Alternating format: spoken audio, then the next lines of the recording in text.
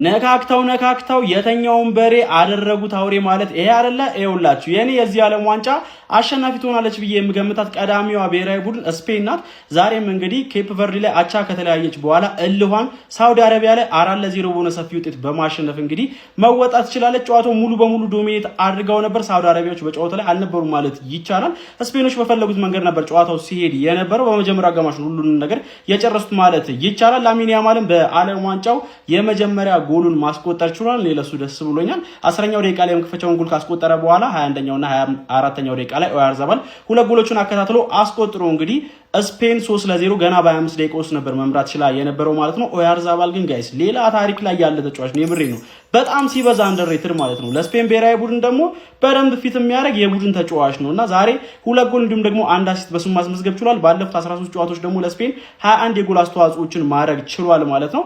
በዚህ ጨዋታ ላይ እንግዲህ 49ኛው ደቂቃ ላይ ከመጀመሪያው አጋማሽ በኋላ በሁለተኛው አጋማሽ ታምባክቲ በራሱ መረብ ላይ ጎል አስቆጥሮ ስፔን 4-0 ጨዋታውን ማሸነፍ ችላለች። ሙሉ በሙሉ ዶሚኔት አድርጋው ነበረ። የኬፕ ቨርዲን ጨዋታ በቀል ነው የተወጣችው ማለት ይቻላል። የግሩፓም እንግዲህ በ4 ነጥብ መሪ መሆን ችላለች። ለማንኛውም እናንተ ስለዚህ የስፔን ብሔራዊ ቡድን ፐርፎርማንስ ምን ትላላችሁ? አሰልጣኝ ሉዊስ ዴላፎንቴ ምን ያህል ጌሙን እንደቀለለው የምታዩት ከሰከንድ ሃፍ በኋላ አብዛኞቹ ወሳኝ የሚባሉ ተጫዋቾችን ቀይሮ ነበር እያስወጣ ሲያሳርፍ የነበረው። ስለዚህ ጨዋታ ያላችሁን ሀሳብ አጋሩ። የፕላስ ምልክቱ መጫ እንዳትረሱ። አህለን ወሰህለን ሳውዲ አረቢያ በቃ ላለማግባት ያረክሽው ያላለሰለሰ ጥረት በሚገባ ግቡን መጥቷል ማለት ነው። ምንም የማግባት እቅድ የለሽም። ይቻላል። ለምን ታገቢያለሽ? ሲጀመር ምን ያደርግልሻል? ጎል ስፔን አምስተኛ ጎል አግብታው ሳይኖርባት እንጂ እኔ እንደውም እንዳጀባበራቸው ስፔኖች በቃ ደርዘን ወይ ግማሽ ደርዘን ሳያገቡ የሚያቆሙ አልመሰለኝም ነበር። እንዳለ የፊት መስመሩ ቀይረው አስወጡና የሆነ ተረጋጉ ከዛ በኋላ እንጂ እንዳጀማመራቸው ማለት ነው። ሳውዲ አረቢያ ወደ ሀገሯ ተመልሳለች። ዛሬ ሶስተኛ ጨዋታዋን በርቀት ነበር የምታካሂደው ብዬ ነበርና ደግነቱ እኔም ስፔን በክሊንሺት ታሸንፋለች ነበረ ቀመሬ። ግቡና ቴሌግራም ላይ ተቀላቀሉ። ጊቫዌ ያለ ለአዲስ ተመዝጋቢዎች 10 ሰዎች ይቻማችሁ። እሺ እነ ዌሪዝ ሜሲ ዌሪዝ ያማል አሰላሙ አለይኩም እንዴት ናችሁ? በነዳጅ ሴና አታልፉትም ወይ? በልክም መዋረድ አለው እኮ። ለምንድን ነው እንደዚህ በቀል መበቀያ የሆናችሁት? ታባራችሁ እንኳን በያማል አሃዱ ተባለባችሁ። እንደ የመጀመሪያው ጎል እንኳን በያማል ገባባችሁ። ሳይ ሳውዲ አረቢያ በስፔን ተደበደበች። ለቅሶ አናለቅስም። ፈርስት ሃፍ ስላለቀስንላቸው ማለት ነው። አይዞሽ ሳውዲ አረቢያ ምንም ማድረግ አይቻልም። በዚህ ቪዲዮ እንዴት ነው የተደበደበችው ወይ ደግሞ ለምንድን ነው የተደበደበችው የሚለውን ነገር ነው የምናየው። ኬፕ ቨርዲ መከላከል ትችላለች፣ ሳውዲ አረቢያ አትችልም ነው ወይስ የስፔን አታክ ባንዴ ብቻ ማርሽ ቀየረ? ሁለቱም ነው። ገባ አይደል? አንደኛ ስፔን አታኩ የሞታ አይደለም። ገባ በደንብ ፖዚሽን ትይዛለች። ፔኔትሬሽን ነበር የጎደላት። ላሚን ያማል ሲመጣ ሁሉንም ስራ እሱ ባይሰራውም ራሱ ሜዳው ላይ መገኘቱ ብቻ ራሱ የሙሉ የስፔንን አታክ ነው የቀየረው ነው የምልህ። አንደኛ። ሁለተኛ ነገር ደግሞ ኬፕ ቨርዲ ከሳውዲ አረቢያ የተሻለ መከላከል ትችላለች። ሁለቱም ነገር ነው ዛሬ የተከሰተው ማለት። አምስተኛ ጎል አግብተው ራሱ ኦፍሳይድ ተብሎ ተሰርዞባቸው ነው እንጂ 4-0 ዋናዋ ማን ፈረንሳይ አሸነፈች እንትና አሸነፈች። ልክ እንደ አርጀንቲና በክሊን ሺት ያሸነፈችው ግን ስፔን ብቻ ናት ማለት ነው። ስለዚህ ስፔን ጨዋታ ውስጥ አለች። እስካሁን ድረስ ያስደመሙኝ ቡድኖች ከአንደርዶጎቹም አንድ አወጣላቸዋል። ፈረንሳይ፣ እንግሊዝ፣ አርጀንቲና፣ ስፔን ያስደመሙኝ ማለት። ከአንደርዶጎቹ ደግሞ የአፍሪካ ሀገሮች በጣም አስደምሞኛል። ሁሉም ማለት ካለ ሳውዝ አፍሪካ እና ግብጽ ውጪ ማለት ግብጽ እንደውም አሪፍ ነበረች፣ ግን እሷን አላስደመመችንም ብለን እንከራታለን ግዴታ ማለት ነው። ግዴታ ሌሎቹ ሞሮኮ ምን አቤት ሞሮኮ የዩሮፕ ቡድን ነው አባቴ። ሞሮኮ ቀልድ አያውቅም። ማንንም ጋር ትከሻ ለትከሻ መለካካት የሚችል ቡድን ነው። አንድ ጎል ያገባል እንጂ 4-5 ማግባት ስላቃቱ አይደለም። አንድ ያገባና ይግምባል። ምንም ማድረግ አትችልም። ቪኒሺየስ ጁኒየር ብቻ ነው እስካሁን ያገባበት ነው የምልህ። ገባ አይደለ? ስለዛ እንጠብቃቸዋለን እነዚህ አፍሪካ ሀገሮችን። ማን ነው እነዚህን ደግሞ እናንተ ፈቶ የለቀቀብን እንዴ? ኧረ ስፔን አያውቁም ብለህ ምን ሳውዲ ናቸው ብለህ ነው እንደዚህ የምትጸዳዳባቸው? ኧረ በፈጣሪ አንተ ምን አይነት ተጫዋቾች ናቸው ሳውዲዎች ግን? እንዴ ምንም መከላከል አይችሉም። ምንም እንዴት ነው ቆይ ከዩራጓይ ጋር የወጣችሁት እንዴ? ኧረ በስመ አብ ሲጀምር ማለት ነው ይሄ የተረገመ አሰልጣኝ የስፔን ዴላፎንቴ ነው ምናምን የሚሉት ሰውዬ ነው የባለፈውንም ጨዋታ ከእንትኖች ጋር እንደዚህ ከኬፕ ቨርዲ ጋር የወጣው እንጂ ማለት ነው ሲጀምር ላሚን ያማል ቺት ኮድ ነው የስፔን። በቃ እሱ ካለ የሆነ ነገር መፍጠር ይችላሉ። በጣም ነው የሚገርመው። ቪዲዮውን ኮፒ ሊንክ ሼር እያደረጋችሁት ቤተሰብ 100,000 እንግባ የሚለው ቻሌንጃችን አሁንም እንደቀጠለ ነው። 100,000 እንግባ። በጣም አሪፍ እየሄድን ነው፣ ግን 100,000 እንድረስ። ሌላው ደግሞ ሮል ኦቨር በዚህ 3 ቀን ውስጥ እንጀምራለን። ቴሌግራም ቻናላችንን ተቀላቀሉ። ከስር እናስቀምጥላችኋለን አድሬሳችንን፣ እዛ ላይ የገባችሁ ተቀላቀሉ። ሮል ኦቨራችንን ከ2 ቀን በኋላ እንጀምራለን። በጣም አሪፍ ትኬቶች እያሳካን ስለሆነም እየገባችሁ ዝም ብላችሁ ጎብኘት አድርጉት።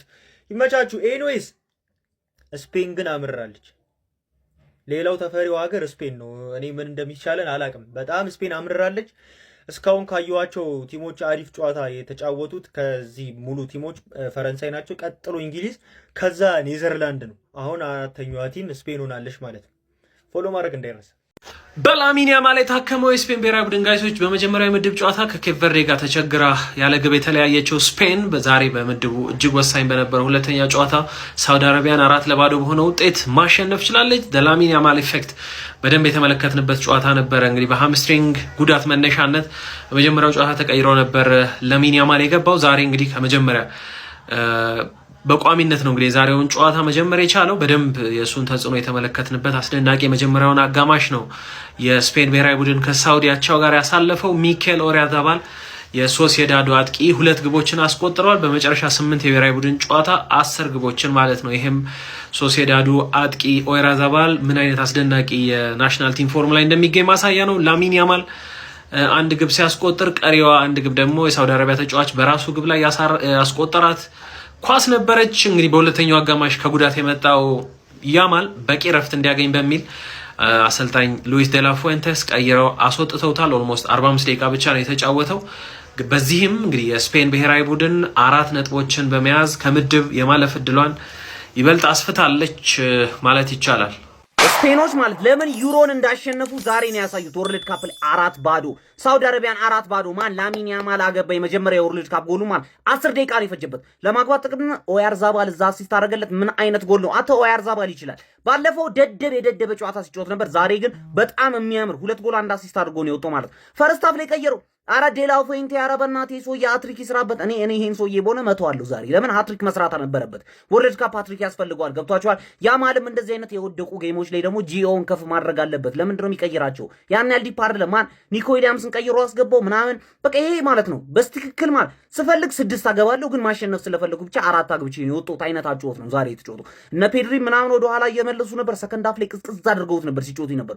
ውጤቱ ግን ሲያስፈልጋቸው አይታችኋል አይደለም? ውሃ እስከሚጠጡ አጣደፏቸው። 3 ጎል አገቡባቸው ማለት። ኩኩሬላ ራሱ እዛ ተገጫጭቶ ገባለት ኳሱ። ከቼልሲ ልክ እንደወጣ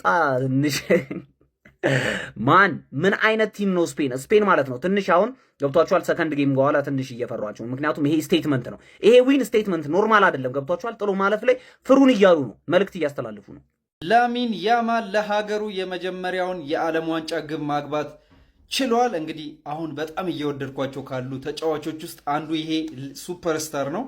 እንግዲህ ዛሬ ስፔን ጥሩ ፐርፎርም አድርጋለች። ሳውዲ አረቢያ ላይ ሞር አጥቂዎቹ ተቀይረው ወጥተው ነው እንጂ ከዛ በላይ ሁላ ጎል ሊገባ ይችላል። ነገር ግን እኔ የማስበው የስፔን ብሔራዊ ቡድን ይሄ ለዋንጫው ብዙም ግምት አልሰጠውም። ምክንያቱም በዚህ አጨዋወት ይከብዳል፣ አይታወቅም። ጨዋታዎች እየተደጋገሙ ሲሄዱ ሞር ጥሩ ፐርፎርም እያደረጉ ሊሄዱ ይችላሉ።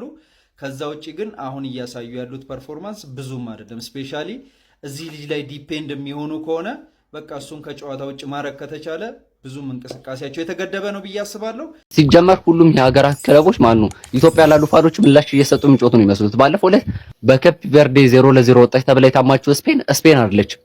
ዝም ብላ ማጣሪያውን ዝም ብላ ለመጫወት ያሰበች ስፔን ነች። ዛሬ ይኸው እንደምታዩት ዱቄት 4-0 ማለት ነው።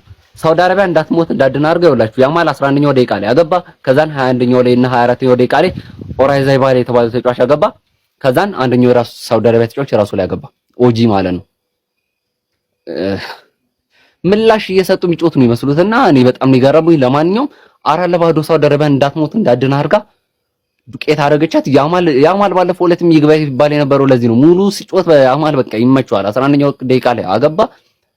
አነቃቃቸው የስፔን ተጫዋቾችን። ያው እንደምታዩት ጅቦ ነው መጡ። ብቻ ስፔን ታልፋለች።